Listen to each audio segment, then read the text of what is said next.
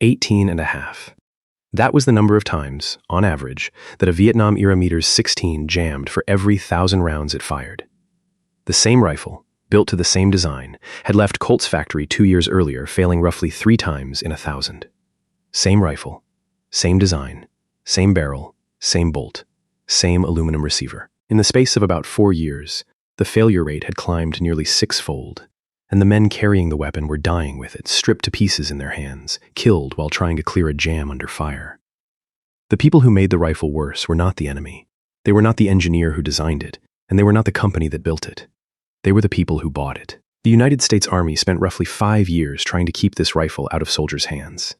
Then it adopted the rifle, changed the gunpowder inside its ammunition without properly testing what that change would do, described the weapon in its own literature as very nearly self-cleaning, and shipped it into a monsoon jungle without cleaning kits. About 2 years after the first rifles reached combat units, a congressional subcommittee examined what had happened and concluded that the conduct behind it bordered on criminal negligence.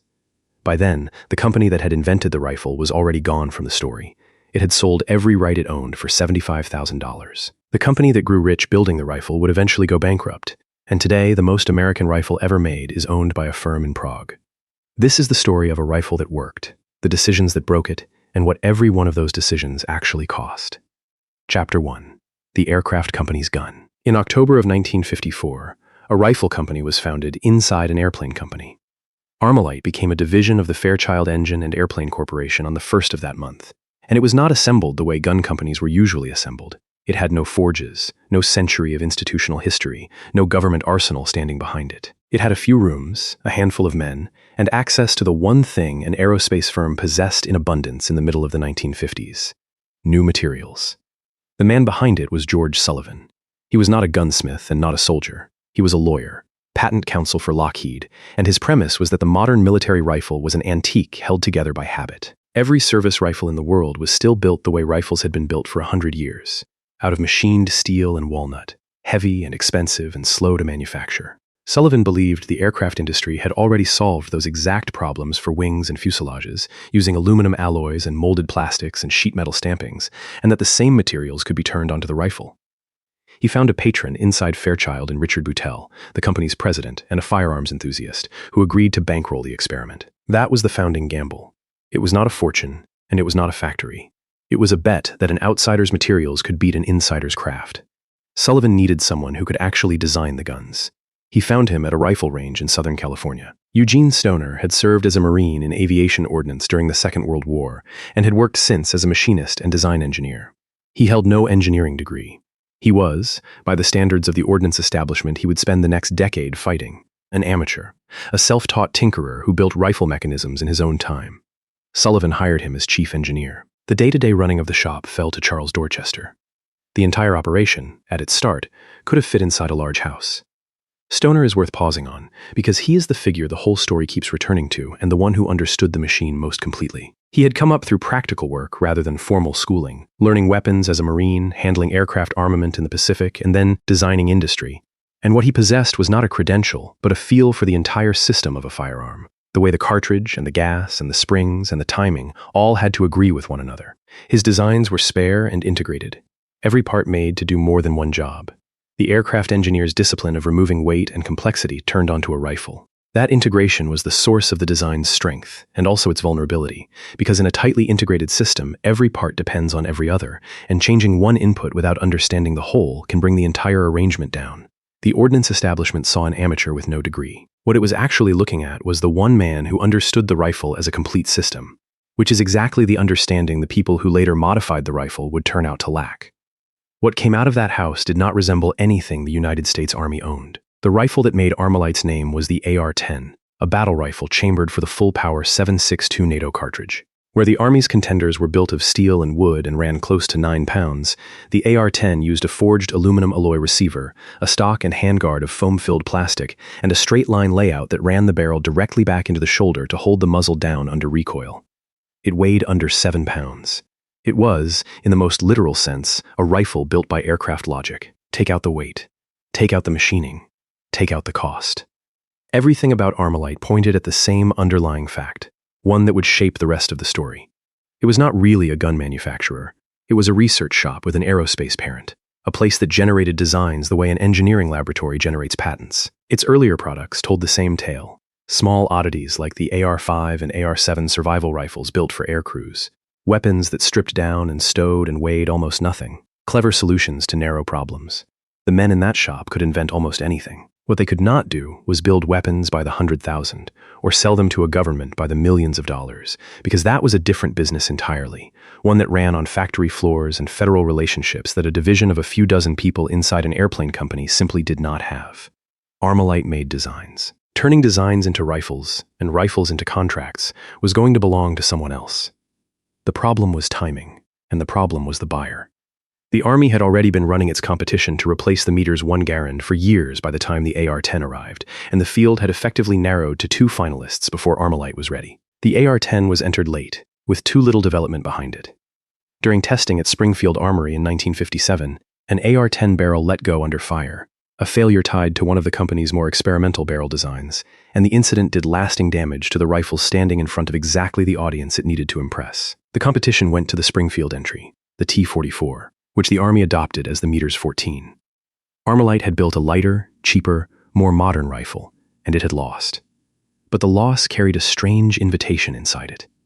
Even as the Army committed to the heavy, wood-stocked Meter's 14, some inside the Army's own research world had grown interested in a very different idea. Studies of actual combat had suggested that most rifle killing happened at short range, that hit probability collapsed past a few hundred yards, and that a soldier who could carry far more ammunition of a lighter, smaller, faster round might be worth more than a soldier carrying a smaller number of heavy, full-power cartridges. So the Army came back to the amateurs it had just rejected with a request. Take the AR-10 and shrink it.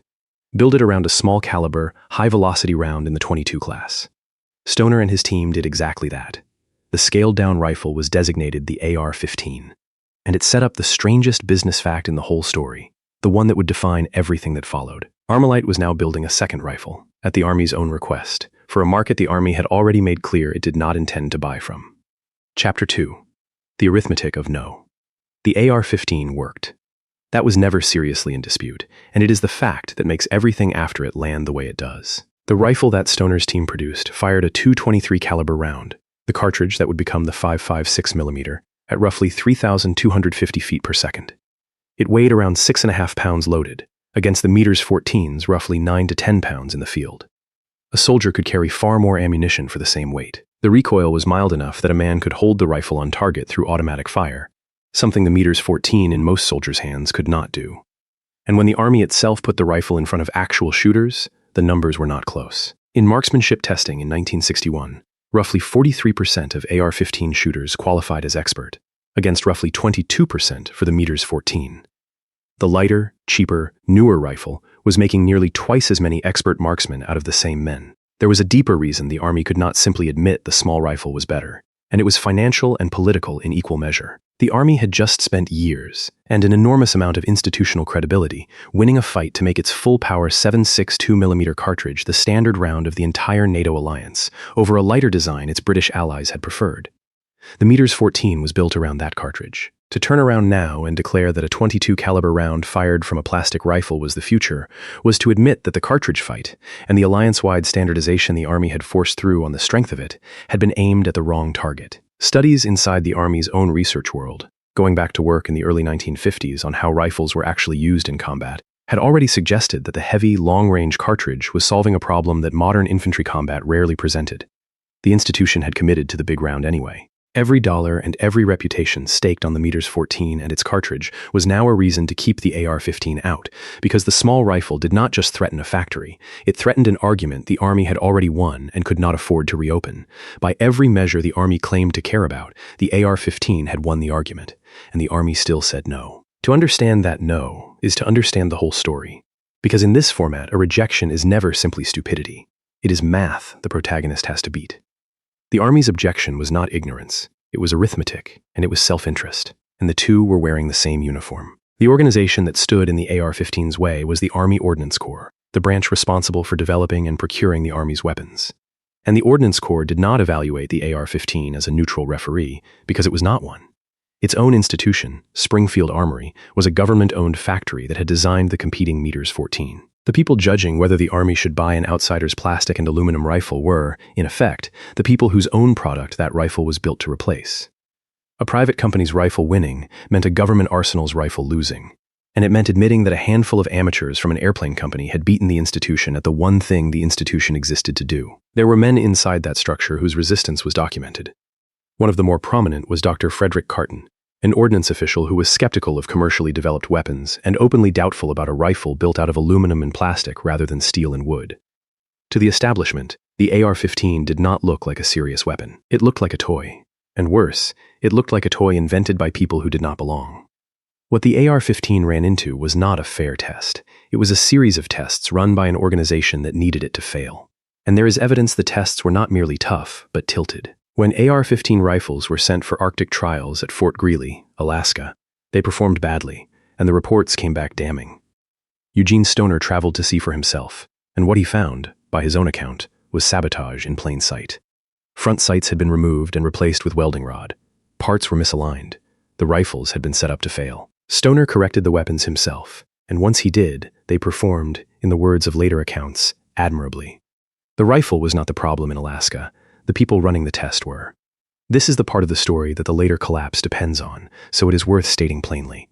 There was nothing wrong with the AR-15 as Stoner designed it. It shot better than the Army's own rifle in the Army's own hands. It weighed less, cost less, and let a soldier carry more. The reasons it was being kept out of service had almost nothing to do with the weapon, and almost everything to do with who had built it and whose factory it threatened.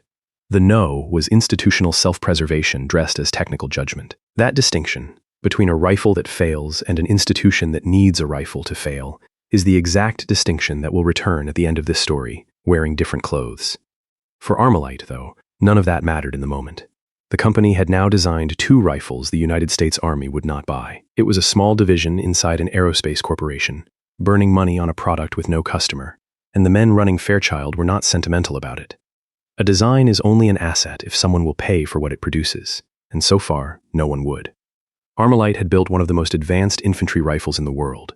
What it did not have was a way to sell it, so it stopped trying to sell rifles, and it sold the design instead.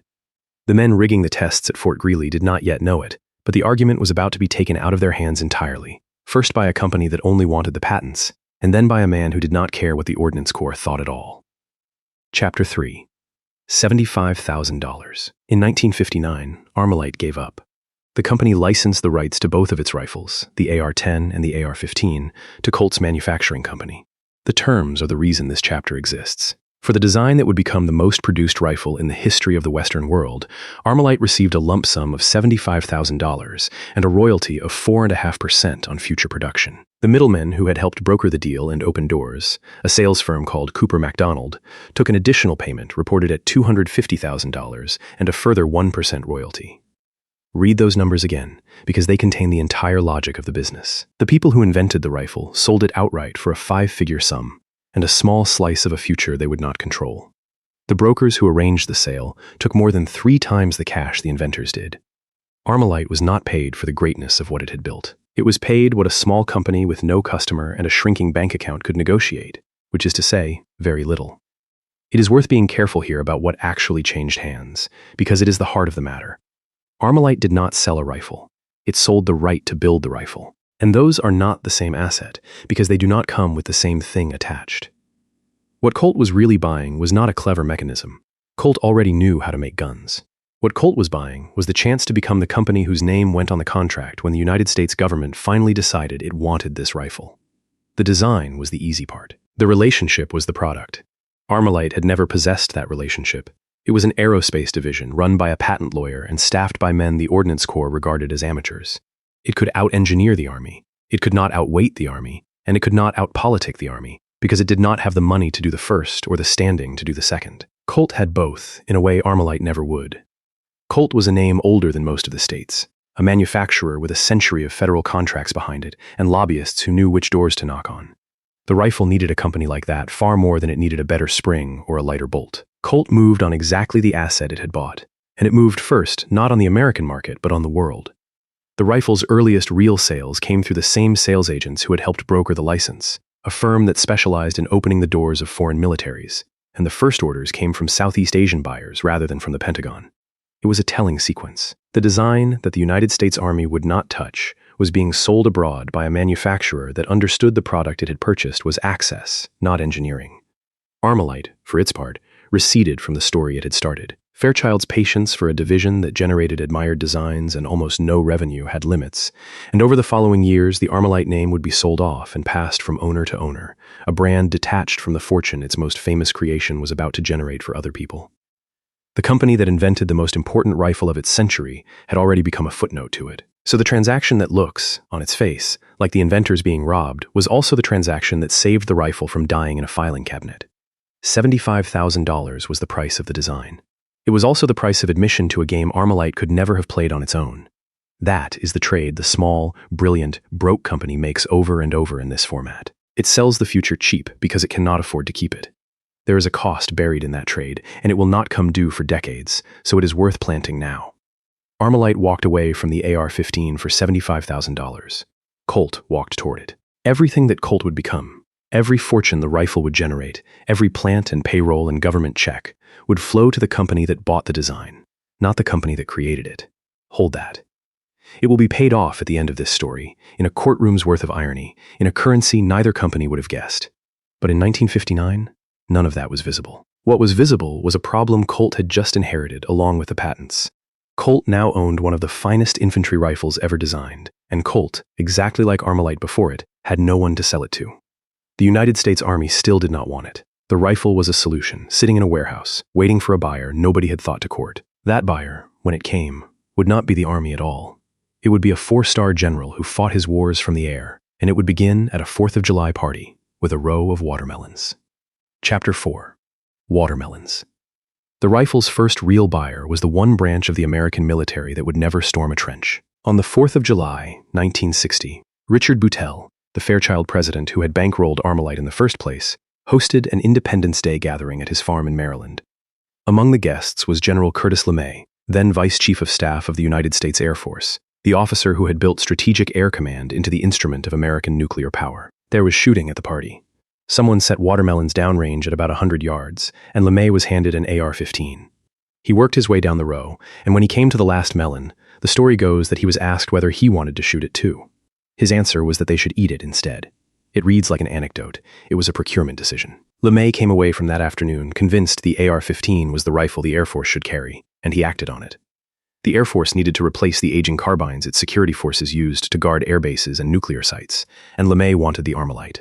He placed an order for 8,500 rifles. After the Air Force ran its own ammunition testing and satisfied itself on performance, it declared the AR-15 a standard weapon and ordered those 8,500 rifles, along with roughly 8.5 million rounds, to feed them.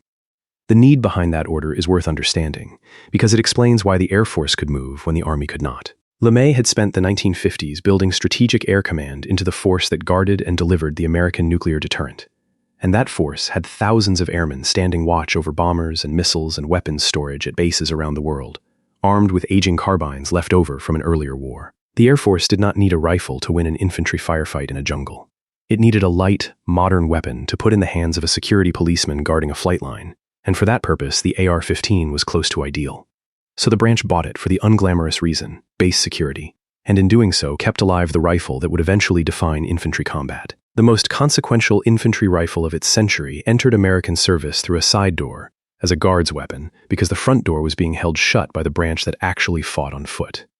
Consider what had just happened, because it is the second strange business fact in a story built on them. The rifle the Army had designed the requirement for, tested for years, and refused to buy, had just been bought instead by the Air Force, an organization whose core mission was dropping bombs and flying interceptors, not close-quarters infantry combat. The buyer with the least obvious need for an infantry rifle became the first buyer willing to sign for one. And the reason was not tactics. The reason was structure. LeMay had a budget, the authority to spend it, and no ordnance corps sitting between him and the decision. He did not have to convince a bureaucracy that had spent 5 years protecting its own factory. He simply decided and bought. That is the pattern worth naming. A buyer with money and no internal opposition will beat the technically correct buyer who has neither, every time. The Army had the need and the requirement and the mandate and could not move. The Air Force had none of the need and moved in an afternoon. Colt had finally made its first meaningful sale of the rifle, and it had made it to the wrong service entirely. In the summer of 1961, LeMay was promoted to Chief of Staff of the Air Force, and he pressed his advantage. He requested a far larger buy, on the order of 80,000 rifles, to equip the Air Force more broadly. That request ran into the Joint Chiefs of Staff, and the Joint Chiefs turned it down. The Army, still committed to the M14, was not about to endorse a rival service standardizing on a rifle the Army itself had rejected, and the institutional weight came down against the expansion. LeMay got his security forces their weapons. He did not get the 80,000. The rejection of that larger order is a small lesson folded inside the larger one. LeMay had the authority to equip his own security forces, and he used it.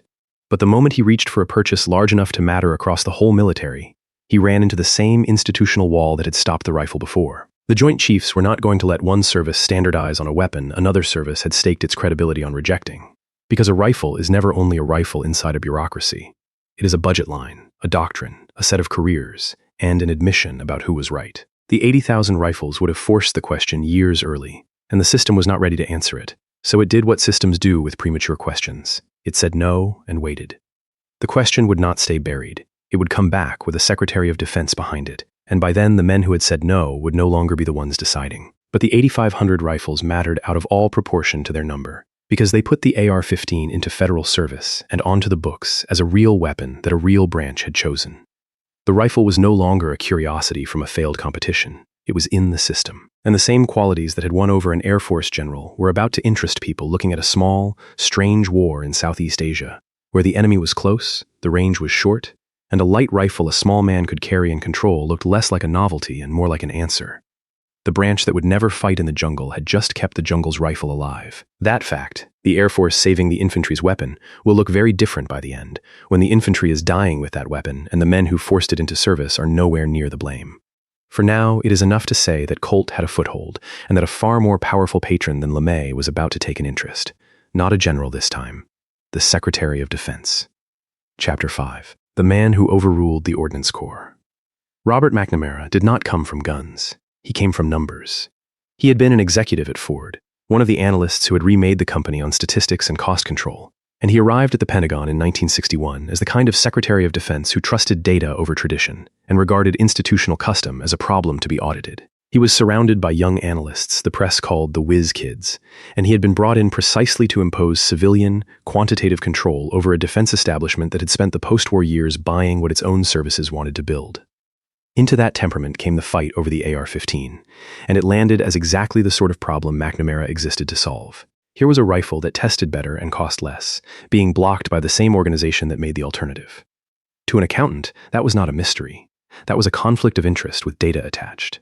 McNamara's instinct in that situation was the instinct of the cost accountant, and for once it pointed the right way. His whole approach to the Pentagon was to strip out the sentiment and the service parochialism and ask what a given dollar actually bought in capability, and by that measure the AR-15 was an obvious answer. It was cheaper to make than the M14, a soldier could carry more than twice the ammunition for the same weight of load, and it made better marksmen out of the same recruits. To a man who had remade an automobile company on exactly this kind of analysis, the Army's continued insistence on the heavier, costlier, harder-shooting rifle did not read as expertise. It read as an institution defending a decision it had already made, using tests it controlled, against a challenger it had reasons to dislike. The corrective, in McNamara's method, was not to argue with the Army about rifles. It was to take the scoring away from the party that had a stake in the score. The rifle had also, by now, been to war in a small way. Under a program called Project Agile, a handful of AR-15s, around 10 of them, had been sent to South Vietnam in late 1961 for field evaluation, with roughly 1,000 more following in 1962. They went into the hands of South Vietnamese soldiers, men who were physically smaller than the average American infantryman, and who had struggled with the big American battle rifles. The reports that came back were strongly favorable. The rifle was controllable, the small fast round was described in combat reports as strikingly lethal at close range, and the lighter weapon suited the men and the terrain. The AR-15 had passed the one test the Army's own trials could never fully simulate. It had been fired at people, and it had done its job. None of that moved the Army establishment, which continued to run comparison tests that came out in favor of the M14. But by now, McNamara had learned enough about how the earlier tests had been conducted to distrust the Army's scoring entirely. He ordered the Secretary of the Army, Cyrus Vance, to investigate whether the service's own testing had been biased against the AR-15. The investigation is the moment the story turns, because it took the evaluation out of the hands of the people with a stake in the outcome.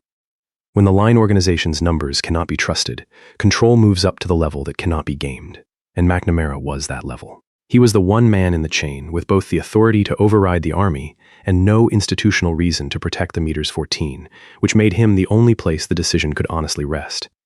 He also had the Meters 14's own record to work with, and it was not good.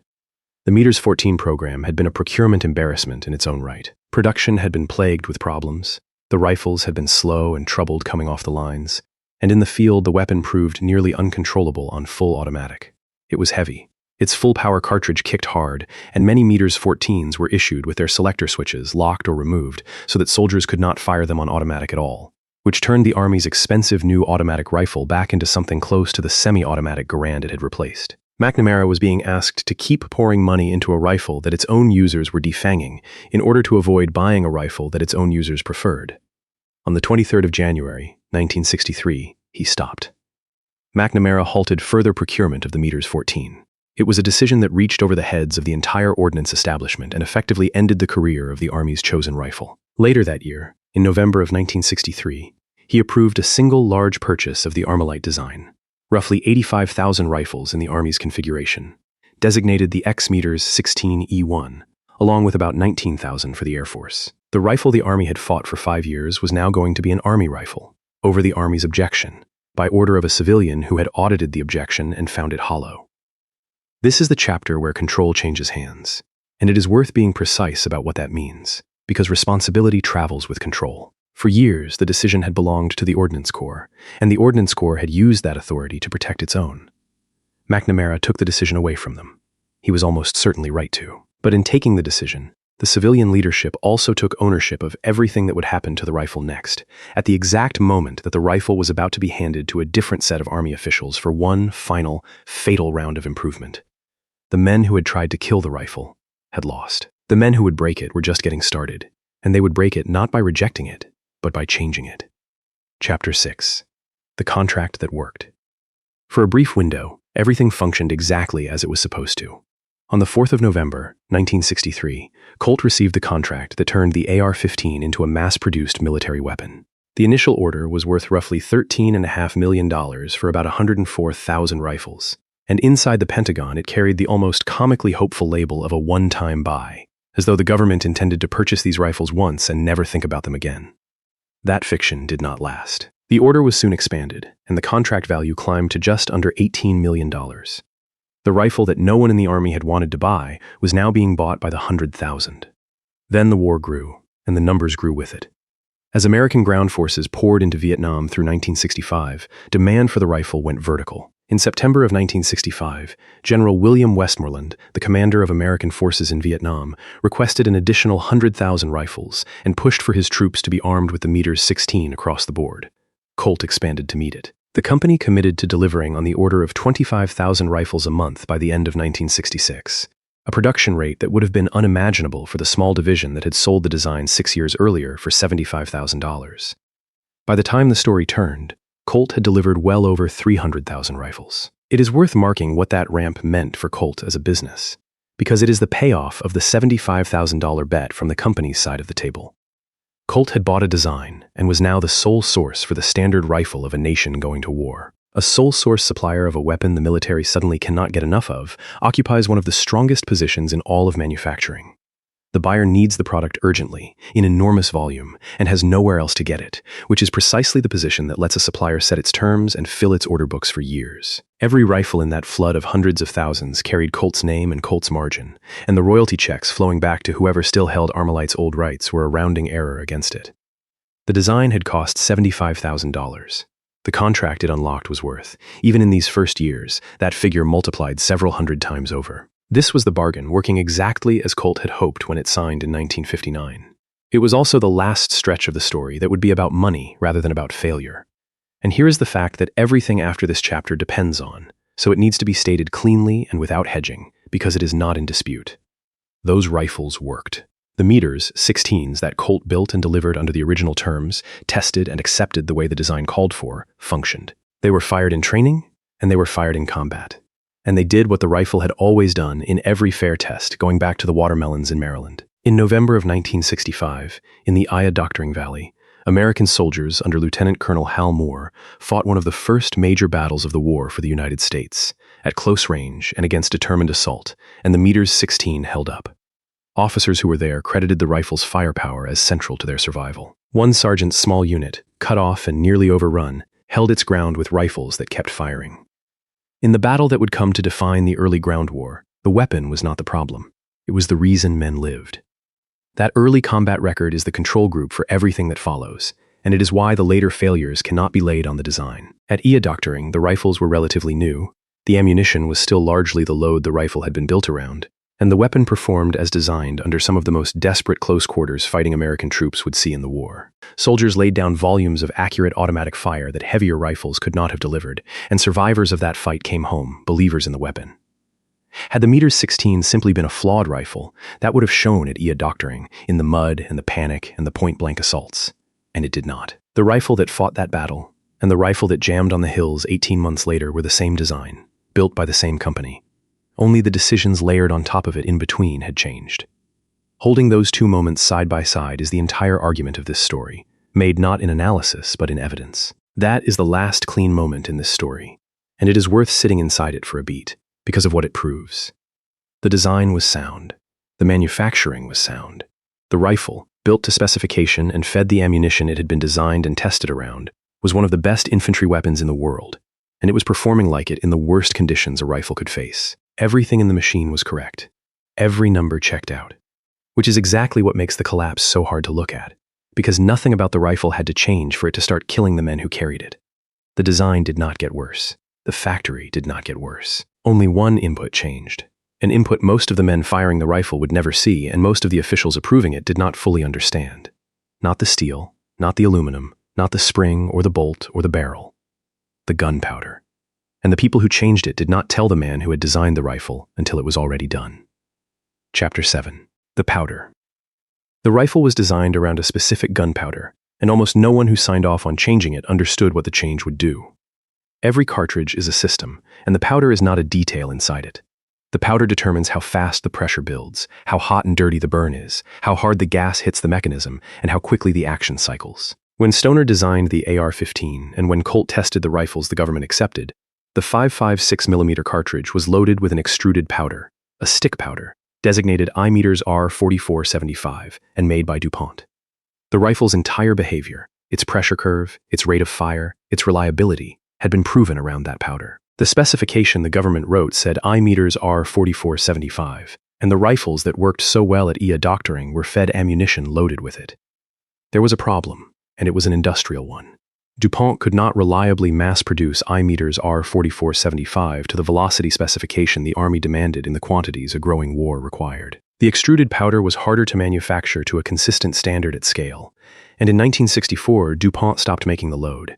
The Army needed enormous volumes of ammunition, and it needed a supplier who could deliver them, and it turned to a powder that was cheaper and easier to mass-produce. That powder was WC-846, a ball powder, spherical grains rather than extruded sticks, manufactured by the Olin Mathieson Company, which held a dominant, effectively exclusive position supplying military ball propellant.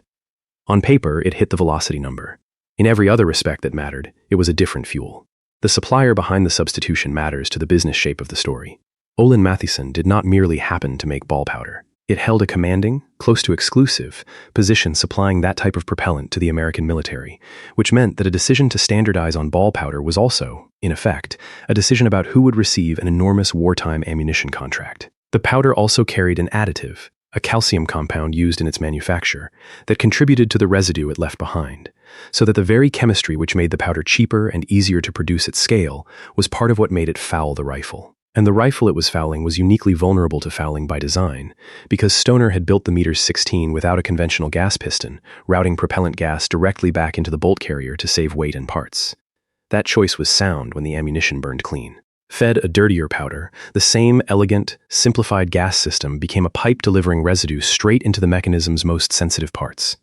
A design decision that had been an advantage for a decade became a liability the moment someone changed the fuel, without asking why the fuel had been specified so precisely in the first place.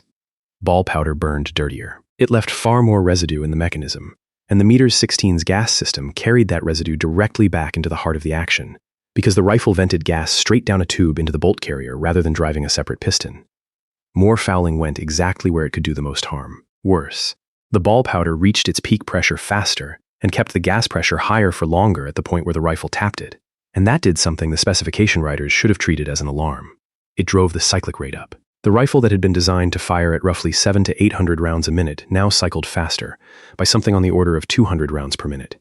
Muzzle velocity climbed too, by perhaps 100 to 150 feet per second, past what the rifle had been proven around. A faster cycling rifle is not a better rifle.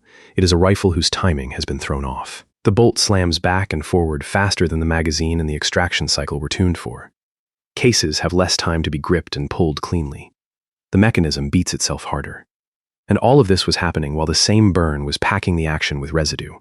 The Army's own written requirements acknowledged the danger in the abstract. The specification called for a muzzle velocity around 3,250 feet per second, a chamber pressure not to exceed roughly 52,000 pounds per square inch, and a cyclic rate that was not supposed to exceed 850 rounds per minute. Ball powder pushed the rifle past the cyclic ceiling, the specification itself set, and the rifles kept being accepted anyway. That is the decision at the center of this entire story, and it deserves to be named for what it was in business terms, stripped of the gunpowder chemistry. A critical input to a proven product was swapped out for a cheaper, more available substitute to solve a supply problem and hit a single headline number, and the output was never properly revalidated before it shipped. The rifle had been tested and accepted with one fuel. It was now being mass-produced and issued with a different fuel that made it fire faster and foul harder, and the acceptance testing was not redone to prove the rifle still worked with the new load. The Army understood by early 1964 that ball powder raised the cyclic rate. It kept accepting rifles regardless. The man who had designed the rifle was not consulted before the change was locked in. Eugene Stoner learned of the powder substitution after the fact, and there is a documented exchange that captures the whole failure of process in a few sentences. An official from the Office of the Secretary of Defense, Frank V., asked Stoner for his view on the ball powder only once the decision was effectively already made. Stoner asked why he was being asked now, after the fact. V told him he would have felt better if Stoner had approved. Stoner's answer was that, well, now they both did not feel so good. The designer had warned that the rifle should not be run on that powder. He was brought into the conversation only after it could no longer matter. The consequences showed up in the test data, and the numbers are not close. Ammunition loaded with the ball powder produced, in testing, something on the order of 18 and a half malfunctions and better than 5 stoppages for every 1,000 rounds fired. The original stick powder produced roughly 3 malfunctions and well under 1 stoppage across the same 1,000 rounds. The change had made the rifle fail close to 6 times as often, and this was not a secret buried in a filing cabinet. By late 1965, Colt's own testing had reached a conclusion that should have stopped the entire program in its tracks, finding that something close to half of the rifles it tested with the ball powder were likely to fail to meet the standard. Half. The rifle had not changed. The design had not changed. The company building it had not changed. The buyer had reached into the one part of the system the buyer did not understand, swapped it for something cheaper, skipped the step that would have caught the problem, and ignored the warnings from the man who knew the machine better than anyone alive. Every rifle now leaving the line carried that decision inside it, waiting for humidity and hard use to bring it out. The soldiers who would pay for it did not know the powder had been changed. Most of them had been told something else entirely. They had been told the rifle barely needed cleaning at all. Chapter 8. Self-cleaning. The most expensive words in the whole story were the ones that promised the rifle was cheap to keep. From early in the M16's service life, the messaging around the weapon carried a claim that would prove close to lethal. The rifle was marketed and described as requiring very little maintenance, so light in its upkeep that the impression settled through the ranks and into the manuals that it was nearly self-cleaning. A training publication put in front of soldiers stated that an occasional cleaning would keep the weapon functioning indefinitely. Indefinitely. About a rifle now running on a powder that packed its action with residue faster than any rifle the Army had fielded in a generation. It is worth being exact about why that claim was made, because it was not simple carelessness. It was a cost decision, and the costs it was avoiding were real ones. A rifle that needs constant cleaning needs cleaning kits, one per rifle, hundreds of thousands of them, plus bore brushes and cleaning rods and solvent and lubricant, plus the logistics to keep all of it flowing to the field, plus the training time to teach every soldier to strip and scrub the weapon correctly. A rifle that cleans itself needs none of that. Every dollar of maintenance infrastructure that the Army did not build was a dollar saved, and the way to justify not building it was to insist the rifle did not need it. So when the X-Meters 16E1 began reaching soldiers in strength, starting around March of 1965, enormous numbers of rifles went out without adequate cleaning kits and without adequate instruction in how to maintain them. Men were handed a weapon and told, in effect, that it would look after itself.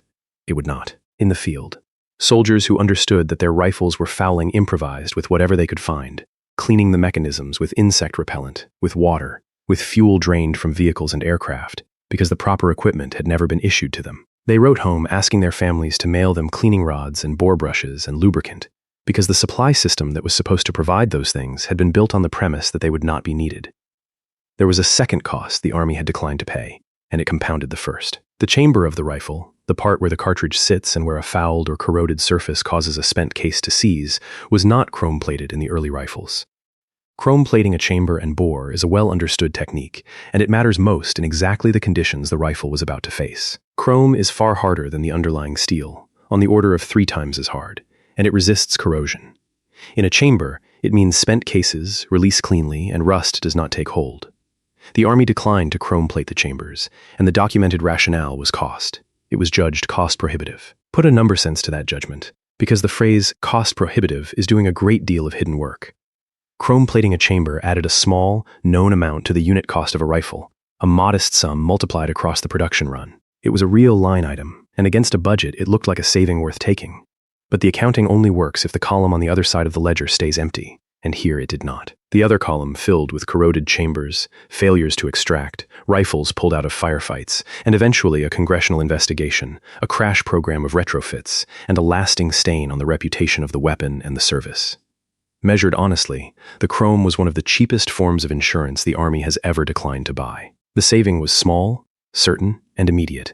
The cost was large, delayed, and paid by someone else, which is exactly the shape of expense that institutions are worst at seeing until it is too late to matter. Now set that decision against the environment the rifle was being sent into. Vietnam is not a neutral test range. Parts of it see on the order of 76 inches of rain a year, with humidity that sits around 78%, and rifles lived out in that wet, in mud and monsoon, day after day. An unplated steel chamber in that climate corrodes and pits, and a pitted chamber grips a fired case and will not let it go. The cheap decision to skip the chrome and the cheap decision to skip the cleaning kits did not stay cheap. They moved downstream, into the wet, into the chambers of rifles carried by men who had been told the weapon would clean itself. And then there is the part of this chapter that turns the cost decision into something sharper than incompetence. Because the Army did agree to spend money on the rifle, it just spent it on the wrong thing. The Army insisted on adding a device called the forward assist, a plunger on the side of the rifle that lets a soldier manually force the bolt the last fraction of an inch into battery when it will not close on its own. That device added cost and complexity to every rifle built, and the man who designed the weapon argued against it. Stoner testified that he considered the forward assist a mistake and had never recommended it, and his reasoning cut to the exact heart of the failure. The last thing a soldier should want to do, he said, is force a round into a dirty chamber. The Air Force did not want to pay for the device. The Marines saw no evidence it was worth the expense either. Hold the two decisions side by side, because together they are the whole indictment. The Army refused to pay for a chrome chamber and cleaning kits, the cheap things that would have kept the chamber clean so that rounds fed and cases extracted. And then it insisted on paying for a device whose only purpose was to jam a round into a chamber that had become dirty. It declined to prevent the problem and spent money instead on a tool for forcing the rifle through the problem, against the explicit advice of the one person who understood the mechanism best. That is not a budget being cut. That is a budget being spent backwards. A cost that gets deleted from a ledger does not disappear. It moves to whoever is standing at the bottom of the system with no power to refuse it. In this case, the bottom of the system was a 19-year-old in a monsoon, holding a rifle he had been promised would clean itself, with a spent cartridge welded into a corroded chamber and no rod to drive it out. The bill for every cost the Army had declined to pay was about to be presented, in a place and a manner that would make it impossible to look away from. Chapter 9. Green Jungle, Black Rifle. The failures did not announce themselves all at once. They arrived the way a structural flaw arrives, quietly and then everywhere. For a stretch, the rifle's reputation was carried by its good early performance, and that performance had been genuine. The rifles at IA Doctoring in late 1965 had worked. Where the weapon was fed the original ammunition, or where units happened to keep their rifles clean, or where the conditions had not yet done their work, the M16 did what it had always done in testing going back years. This is part of what made the coming disaster so confusing to the men living through it, and so easy for officials to deny. The rifle was not failing everywhere and always. It was failing more and more often, in a pattern that tracked exactly with the ball powder, the missing cleaning gear, the unplated chambers, and the wet. That uneven pattern was itself a weapon in the hands of the officials who wanted the problem to go away, and it slowed the reckoning for months. Because the rifle worked much of the time, and worked superbly when it was clean and fed the right ammunition, every failure could be explained away as the soldier's fault. He had not cleaned it. He had not maintained it. He did not understand his own weapon. The blame flowed downhill, onto the 19-year-old holding a jammed rifle he had been told would clean itself, and away from the offices where the powder had been changed and the chrome had been cut. It is a familiar move, and a revealing one. When a product fails intermittently, the maker's first instinct is to locate the fault in the user, because a user error is cheap and a design or process error is expensive. Here, the pattern of failures tracked the ammunition and the environment far more tightly than it tracked any soldier's diligence. But it took a scandal and a congressional subcommittee to move the blame back up the hill to where the decisions had actually been made. The signature failure had a name, and understanding it is the difference between a vague sense of a bad rifle and a precise sense of a broken decision. It was called a failure to extract. Here is the mechanism, in plain terms. The rifle fires, the case expands against the chamber wall under pressure, and the extractor, a small hooked claw, is supposed to grip the rim of the spent case and pull it back out of the chamber so the next round can feed. In a clean, chrome-lined chamber with a properly timed action, that happens every cycle without a thought. In a fouled, corroded, unplated chamber, with a rifle cycling too fast on ball powder, the spent case sticks. And when the case sticks hard enough, the extractor claw does not pull the case out. It slips off the rim, or it tears through the rim entirely, and the spent brass stays jammed in the chamber. The rifle is now dead. The only way to clear it is to run a rod down the barrel from the muzzle and physically punch the stuck case out from the front. Read that last sentence again with a firefight around it. To bring a jammed M16 back to life, a soldier had to stop, take the rifle out of the fight, find a cleaning rod, thread it down the barrel, and knock the case loose, all while under fire. And all while, in the early period, most soldiers did not even have a cleaning rod, because the rifle was supposed to clean itself. Men shared a single rod across a squad, passing it from foxhole to foxhole, because it was the only tool that could get their rifles working again. The weapon that had been sold as needing almost no maintenance now could not be returned to service in combat without a specific tool that the Army had decided not to issue. The environment did exactly what the skipped chrome had invited it to do. In the heat and the wet, chambers corroded and pitted chambers grip cases harder, which means more failures to extract, which means more men down on one knee with a rod down a barrel while the fight goes on without them. The rifle and the war were now working against each other, and the design was not the reason. Every link in the chain of failure traced back to a decision made by the buyer, not the builder. The powder that fouled and overcycled the action was the Army's substitution. The chamber that corroded was the Army's economy. The missing rod was the Army's fiction about maintenance. The rifle was the delivery mechanism for other people's choices. The numbers that had shown up in testing now showed up in bodies of data from the field.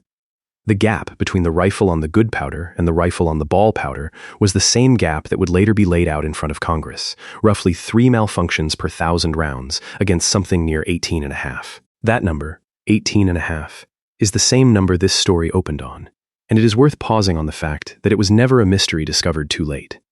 Colt had found by late 1965 that around half its rifles tested on the ball powder were likely to fail the standard. The information existed.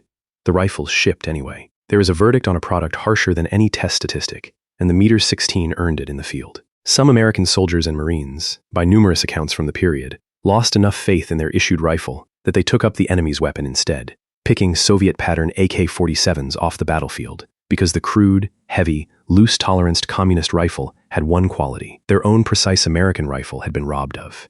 It kept firing when it was filthy. Whether or not the practice was as widespread as some accounts suggest, the fact that it happened at all is the market speaking in its bluntest voice. The ultimate judgment on a product is not a poor review or a failed inspection.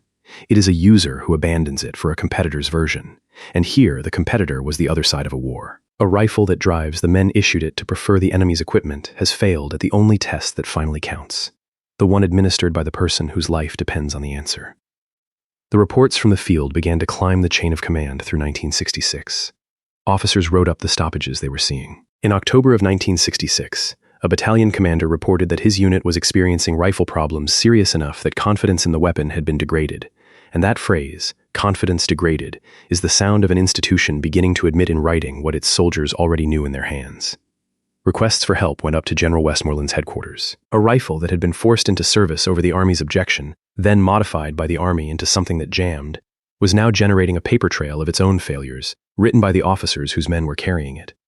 But paper trails move slowly, and the war did not wait for the paperwork to catch up. While the reports climbed toward Washington, the rifle was in the hands of Marines on a cluster of hills in the far north of South Vietnam, near a place that would become one of the most famous names of the war. And on those hills, in the spring of 1967, the bill for every deferred cost and every skipped test and every comforting lie about maintenance came due all at once, in the worst possible way, in front of witnesses who would never stop talking about what they saw. Chapter 10. The Hill Fights. In the spring of 1967, the accounting stopped being done in test statistics and started being done in dead Marines on a hillside. The place was the high ground around Khe Sanh, in the far northwest of South Vietnam, a cluster of numbered hills that would become some of the most fought-over ground of the entire war. In late April and into May of 1967, Marines went up those hills into heavy, well-prepared North Vietnamese positions, and the fighting was close and sustained, the kind of fight in which a rifle either works or a man dies. Elements of the 3rd Marines were among the units committed to the assaults on the hills numbered 861 and 881, and the assault on Hill 881 in particular, at the end of April, became one of the defining engagements of the fight. It was exactly the kind of combat the M16 had been designed for, and exactly the kind the ball powder and the corroded chambers and the missing cleaning rods had rendered it unfit for. What happened on those hills is documented in a way that the earlier statistics never could be, because it was written on the bodies. Marines were found dead in positions that told a single, repeating story. They were found with their rifles disassembled. They had been killed while their weapons were stripped down, mid-clearance, trying to punch a jammed case out of a fouled chamber while the enemy closed the distance. A man cannot fight and clear a failure to extract at the same time. The rifle takes both his hands and all of his attention, and it takes them at the precise moment he can least afford to give them. The pattern of the dead was not random. It was the physical signature of a specific mechanical failure printed across a battlefield. The account that carried this out of the hills and into the national conversation came in the words of the men who survived it, and one testimony in particular has followed the rifle ever since. A Marine, writing about his platoon, described going into the fight with 72 men and coming back with 19. And then he wrote the sentence that no official denial could ever fully answer. What killed most of them, he said, was their own rifle. Practically every one of the dead, by his account, was found with his rifle torn down beside him, where he had been trying to fix it. That figure, 72 down to 19, and that account of the dead found with their weapons in pieces, comes from a survivor's testimony rather than from a unit's official casualty ledger, and it should be held as what it is, one man's account of his own platoon's worst day. But whether or not every number in it can be independently reconciled against the records, the phenomenon it describes was real, it was widespread, and it was about to be confirmed by an act of Congress. Because those letters did not stay in the field. Marines wrote home, to their parents and their wives, and they told the truth about their rifles in plain language, that the weapon jammed, that men were dying because of it, that they were cleaning their rifles with whatever they could scrounge and begging for equipment the Army had never sent. Families read those letters and did what families do. Some of them sent the letters on to their congressmen. A private soldier's letter home, describing a jammed rifle and a dead friend, became a document in the hands of an elected official who could demand answers under oath. The chain of accountability that the Army's own reporting had moved so slowly through was suddenly bypassed, entirely, by the Postal Service and a grieving mother. It is worth pausing on how the cost had transformed as it traveled. It began as a line item, a decision to use a cheaper powder and skip a chrome chamber and not build a maintenance supply chain, choices made in offices by men looking at budgets and schedules. By the time it reached Hill 881, it had become a spent cartridge seized in a corroded chamber. And by the time a Marine's body was found beside his field-stripped rifle, it had become the single most damning thing that can be said about a weapon, that it killed the man carrying it rather than the man he was aiming at. Nothing had been added to the system to make this happen. Every cost that had been subtracted upstream had simply reappeared downstream, converted from dollars into men. The men fighting on those hills understood the problem more clearly than the officials still explaining it away, because they were the ones living inside it. Marines improvised in the ways desperate people improvise, taping a cleaning rod to the stock of the rifle so it would be there the instant the weapon jammed, which it reliably would. A rod taped to a rifle is a field modification, but it is also a confession. It is a soldier admitting that he expects his weapon to fail in combat and preparing, in advance, for the seconds he will need to bring it back to life while men are trying to kill him. No army issues a rifle expecting its users to lash the unjamming tool to the outside of it. That the practice, spread by word of mouth through units in Vietnam, says everything about how far the gap had grown between what the rifle had been promised to be and what it actually was in the wet. The story was already breaking in the press by this point. In late March of 1967, before the worst of the hill fighting. A Washington newspaper had published an account of the rifle's reliability problems, and the combination of the news coverage and the soldiers' letters and the mounting field reports built a pressure that could no longer be managed with reassurances. Someone was going to have to explain, in public and under oath, why the newest rifle in the United States arsenal was being found disassembled next to the bodies of the men it had been issued to protect. Congress was about to ask the question directly, and the answers it got would be worse than the accusations. Chapter 11. Borders on Criminal Negligence. When the investigation finally came, it did not soften the story. It sharpened it into a formal finding, in the plainest language a congressional committee has ever used about a piece of American equipment. In May of 1967, the House Armed Services Committee established a special subcommittee to investigate the M16 rifle program. It was chaired by Representative Richard Eichord, a Democrat from Missouri, and it was a small body, 3 members, with a narrow and specific mandate. It was to find out what had gone wrong with the rifle and who was responsible. The subcommittee took testimony and gathered evidence through the summer, from roughly the middle of May into late August, and it heard from the people at every level of the program, from the designer to the ordnance officials to the men who had accepted the rifles. Eugene Stoner testified. The officials who had changed the powder testified. And the picture that assembled itself in that hearing room was not one of bad luck or of a difficult weapon. It was a picture of choices. The subcommittee's conclusions, when they came, landed on the exact decision this story has been tracking. On the powder, the finding was direct. The change from the specified extruded powder to the ball powder, the subcommittee determined, was not supported or justified by the test data. The substitution that had raised the cyclic rate and fouled the actions and driven the failure rate up nearly 6-fold had been made, in the committee's judgment, without the evidence that should have been required to make it. On the broader management of the program, the language was harsher still. The committee described the Army's handling of the rifle in terms like unbelievable, and found that grave mismanagement, errors of judgment, and a lack of responsibility had characterized the Army's conduct of the entire effort. And on the failure to test the ammunition properly before sending it to war, the subcommittee reached for the strongest phrase available to it. The conduct of the officials responsible, it said, bordered on criminal negligence.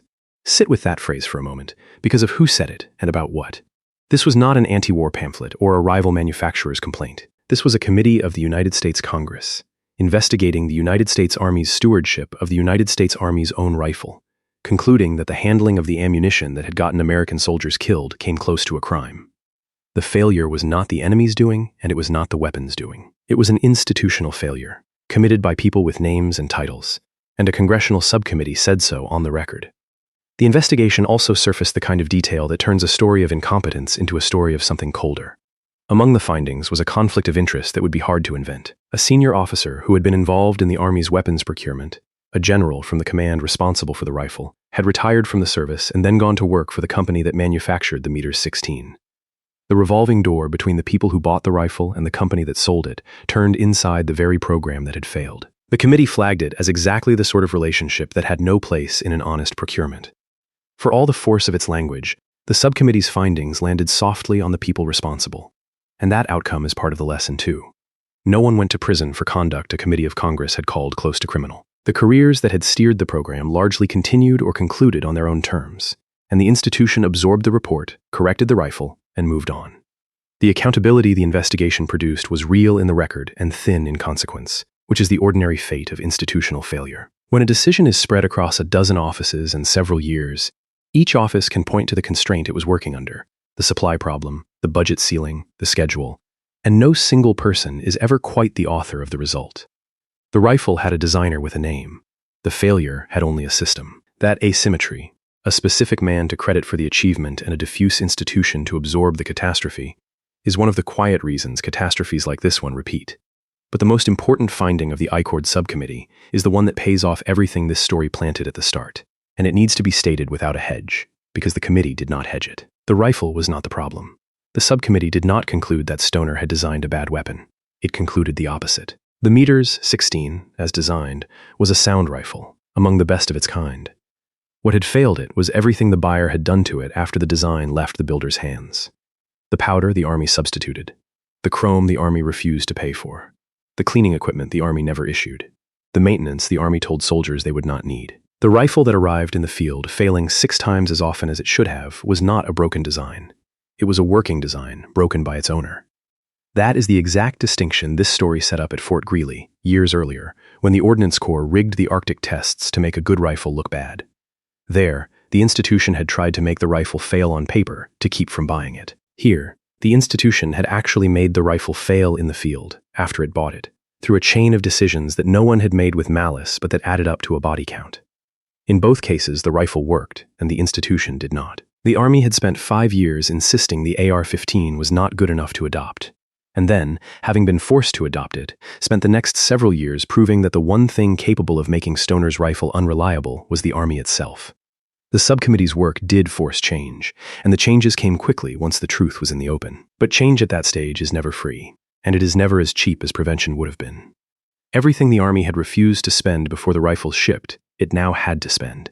And it had to spend it after the cost had already been paid once, in the field, in the currency the earlier savings had been converted into. Chapter 12. What it costs to make it work. The fixes were not complicated. That is the hardest part of this chapter to absorb. Everything that made the rifle reliable was known, available, and affordable at any point in the preceding years.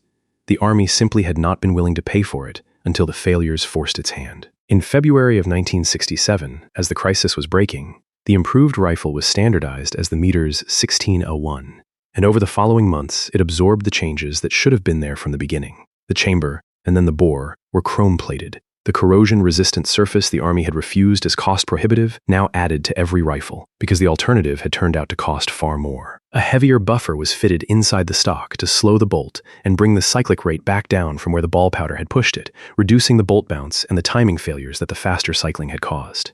And in 1970, the propellant itself was reformulated, replacing the worst of the fouling ball powder with an improved load, designated WC-844, specifically to run cleaner in the rifle it had nearly destroyed. Each of these was a direct answer to a specific failure, and each of them was a cost the Army had already declined once. Retrofitting a fielded weapon in the middle of a war is one of the most expensive ways to solve a problem that exists. Every fix now had to be designed, tested, contracted, manufactured, and pushed out to units already in combat, on top of the ammunition that had to be reformulated and redistributed, and the training programs that had to be built and delivered to men scattered across a theater of war. None of it could be done quietly, because the failure had already become a public scandal, which meant the corrections were carried out under the eye of a Congress that had just used the phrase criminal negligence. The identical improvements, specified before the first rifle shipped, would have been ordinary engineering, a few added lines on a production drawing. Specified after the bodies on the hills, they were a rescue operation. The engineering was the same. The price of doing it late, in blood and in money and in trust, was not remotely the same, and it never is. The maintenance fiction was reversed just as completely. The rifle that had been sold as nearly self-cleaning was now supported by exactly the infrastructure the earlier claim had been designed to avoid. Cleaning kits were issued. Solvents and lubricants and bore brushes and rods flowed to the field. Intensive training programs in weapons cleaning were instituted, drilling into soldiers the exact maintenance discipline they had been told they would not need. And in one of the more telling details of the whole reversal, the Army produced a maintenance manual in the form of a comic book, illustrated and simplified, to make certain that every soldier, regardless of education, understood that this rifle had to be cleaned, and cleaned often. A weapon that had been marketed to the ranks as maintenance-free was now the subject of a cartoon whose entire purpose was to teach men to maintain it. The distance between those two messages is the distance the Army had traveled, and it had traveled it over the bodies on the hills. The results of the fixes were not ambiguous, and this is the part of the story that is genuinely to the rifle's credit, because it confirms what the design had always been. Once the chrome chamber and the buffer and the cleaner powder and the cleaning kits and the training were all in place, the Meters 16 became reliable, and the soldiers who had cursed it came around. By 1968, a survey of troops in Vietnam found that something like 85% of the men carrying the Meters 16, or its shorter carbine variant, preferred it, against roughly 15% who would have gone back to the Meters 14. The weapon that had been found beside the dead on Hill 881 became, within a couple of years, a rifle the men trusted. The design had been right the whole time. It had only needed its owner to stop breaking it. There is even a claim, from the other direction, about lives saved. In 1970, a presidential Blue Ribbon defense panel concluded that fielding the Meters 16 had saved the lives of some 20,000 American servicemen over the course of the war. Men who, in the panel's judgment, would have died had the heavier, slower, harder-kicking Meters 14 remained the standard rifle. That figure should be treated with the caution any such counterfactual deserves, because there is no way to run the war twice and count the difference, and a panel assembled inside the defense establishment had its own reasons to frame the rifle's story around a number that pointed upward. But even taken at its most generous, the claim cuts in a direction the Army would not want to dwell on. If the right rifle in soldiers' hands saved 20,000 lives, then the years the Army spent keeping it out of their hands, and the modifications the Army made that got men killed once it was there, carried a cost measured on the same scale. A rifle cannot save lives by being adopted and cost lives by being broken without the arithmetic pointing at the same decision-makers on both sides of the ledger. The rifle, in the end, survived its own procurement. It went on to become the standard weapon of the United States military for generations, produced in the millions, copied and adapted and carried around the world. One of the most successful firearm designs in history by any measure of numbers. The design that a small aircraft division had sold for $75,000 had won, completely and permanently. But the company that had built its fortune on that design, the company that had bought the rifle for a 5-figure sum and turned it into an empire, was not going to enjoy the same kind of ending. The rifle would outlast almost everyone who had touched it. The businesses that made it would not be so durable, and the final owner of the most American name in the story would turn out to be sitting on the far side of an ocean. Chapter 13. The name that armed America. The rifle made Colt for decades, and then it did not save it. For a long time, the arrangement that had started with a $75,000 license looked like one of the great bargains in industrial history from Colt's side of the table. Colt held the rights and the contracts to the standard rifle of the United States military during the largest sustained period of American arms production since the Second World War. The M16 and its descendants ran into the millions of units, with something on the order of 8 million rifles produced across the family over the decades that followed, a scale of single-design dominance that few weapons in history have ever matched. The name Colt, already old, became permanently fused to the black rifle in the public mind. Whatever Armalite had failed to capture when it sold the design cheap, Colt had captured instead, and for a generation it looked like the company had bought the future for the price of a house. But a defense contract is a foundation, not a guarantee, and the decades that followed were not kind to Colt as a business. The company passed through financial difficulty and restructuring more than once. It lost its exclusive hold on military rifle production as the contracts were opened to competitors.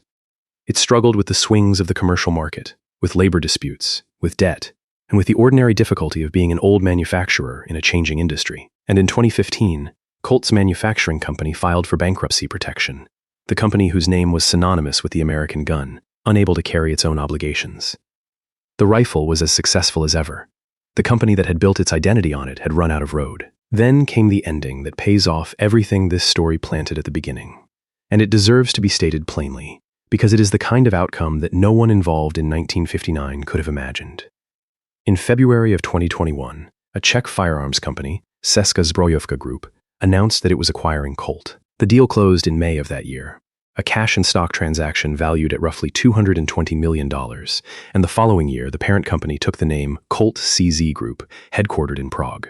The most American rifle ever made, the weapon that armed the United States military through Vietnam and every conflict since, is now built under a corporate parent in the Czech Republic.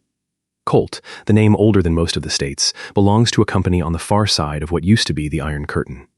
Now trace the whole chain of ownership back, because the shape of it is the point. Armalite invented the rifle and sold every right to it in 1959 for $75,000 and a small royalty because it was a broke division inside an aircraft company with no way to reach the buyer. Colt bought that design and built an empire on it, made its fortune on the contract Armalite could never win, and then, decades later, went bankrupt anyway and was bought by a foreign firm for $220 million. The corporate family that now holds the Colt name, and with it the manufacturing legacy of the M16, is the one that had the capital and the strategy to acquire an iconic American brand that had outlived its own independence. The company that created the rifle got $75,000. The company that owned the rifle got bankruptcy and a buyer in Prague. And the rifle itself, indifferent to all of it, just kept being manufactured, under whatever name and whatever flag the corporate paperwork happened to specify that year. There is one more turn in the ownership story, and it reaches into the present in a way the men of 1959 could never have predicted. The AR-15, the civilian sibling of the military rifle, went on to become the best-selling and most fiercely contested firearm in the United States, produced by dozens of manufacturers once Colt's patents expired and the design passed into the commercial commons. The name Armalite itself was revived by later owners and sells rifles to this day, a brand resurrected long after the original company had been sold for parts. So the design that its inventors let go for $75,000 did not merely arm the military for generations. It seeded an entire industry, one measured in billions of dollars a year, almost none of which flows to anyone connected to the small aircraft company division that first drew it up. The most valuable thing Armalite ever made, it gave away. And the giving away is the most instructive decision in the whole account, because it was made for the soundest of reasons by people who could not afford to be right. The men are gone from it too. Eugene Stoner, the self-taught designer who had built the rifle in the first place and warned against the powder that broke it, spent his later career designing other weapons for other companies and never captured a fortune proportionate to what his most famous design became, because the money in that design had been signed away by the company he worked for before it ever reached the scale that mattered. He died in 1997, decades after the rifle that carries his lineage had become the most recognizable weapon in the world. The designer, the inventing company, the manufacturing company, the country of origin, the flag on the corporate letterhead, all of it turned over and moved on. Only the rifle stayed the same. That is the fact the whole story has been circling. The rifle was the durable thing. Everything human and corporate and national attached to it proved temporary. The design outlasted the men who made it, the companies that owned it, and, in the end, even the country that the marketing had always insisted it belonged to. Conclusion. Here is the whole story, compressed into a cold list. One rifle design, sold by its inventor for $75,000. One airplane company that built it, and one gun company that bought it. One Air Force general who kept it alive over watermelons, and one Secretary of Defense who forced it on an army that had spent 5 years trying to kill it. One powder, swapped for a cheaper one without proper testing, that raised the failure rate nearly 6-fold. One chrome chamber, refused as too expensive. One fiction about a self-cleaning rifle, printed in the manuals of a weapon that fouled faster than anything the Army had fielded in a generation. One congressional finding of conduct that bordered on criminal negligence. Marines found dead beside their disassembled rifles on a hill near Kasan. One company bankruptcy, and one final sale to a firm in Prague. The rifle is still in production. Almost nothing else in the story survived intact. The gap between the rifle and the reasons it failed is where the entire business story lives, and it is worth naming exactly, because it is the opposite of the story the rifle is usually told inside. This was never a story about a bad weapon. Every fair test, from the marksmanship trials to the Aya doctoring valley, said the same thing, that the design was sound. The rifle failed in Vietnam not because of what its designer built, but because of what its buyer did to it after the design left his hands. The Army changed the ammunition and did not test the change. The Army skipped the chrome to save money. The Army told soldiers the rifle would clean itself and then did not give them the tools to clean it. Every one of those was a decision, made by a person, to save a cost or hit a number or protect an institution, and every one of those costs came back, converted into stoppages and then into bodies. Restate the decisions as the market problems they were meant to solve, and the failures line up cleanly. The powder was changed to solve a supply problem, and it created a reliability catastrophe. The chrome was skipped to solve a budget problem, and it created a corrosion catastrophe. The cleaning kits were omitted to solve a logistics problem, and they created a maintenance catastrophe. The forward assist was added to solve a confidence problem, and it did nothing but add cost and encourage men to force rounds into the dirty chambers that the other 3 decisions had guaranteed. Each choice made local sense on someone's ledger. Together, they got soldiers killed, and a congressional subcommittee said so. There is a general principle underneath the specific catastrophe, and it is the reason this story belongs in a study of business rather than a study of war. A complex product is a chain of dependent decisions, and the people who make each decision rarely see the whole chain. The powder was chosen by people solving for supply. The chrome was skipped by people solving for budget. The maintenance story was written by people solving for logistics and training cost. Each was a reasonable local choice made by a competent person looking at the slice of the problem in front of them, and none of them was individually absurd. The disaster lived in the interactions, in what the cheaper powder did to a chamber that had been denied its chrome, carried by a soldier who had been denied his cleaning kit because someone had decided the rifle would not need one. No single decision was the failure. The failure was the sum, and no one owned the sum. That is how capable people inside functioning organizations ship a catastrophe, and it is why the M16 in Vietnam reads less like a story about a rifle and more like a story about every institution that has ever optimized its parts into the ruin of the whole. And the name survived all of it. Colt outlived its own good decade, went bankrupt, and passed into foreign hands, and the name is still stamped on rifles today, because a name that becomes fused to a product durable enough to outlast its makers becomes an asset independent of the company that carried it. Armalite sold the design for $75,000 and vanished from the story. Colt made the fortune, lost the company, and kept only the name long enough to sell that too. The rifle did not care. It It was always the most valuable thing in the room, and it was always owned by whoever happened to hold the paperwork. Weigh the whole ledger, and the verdict is quiet and damning at once. The rifle was right. The design was right at the marksmanship trials in 1961, right in the Aya doctoring valley in 1965, and right again the moment the chrome and the powder and the cleaning kits were restored to it in 1967.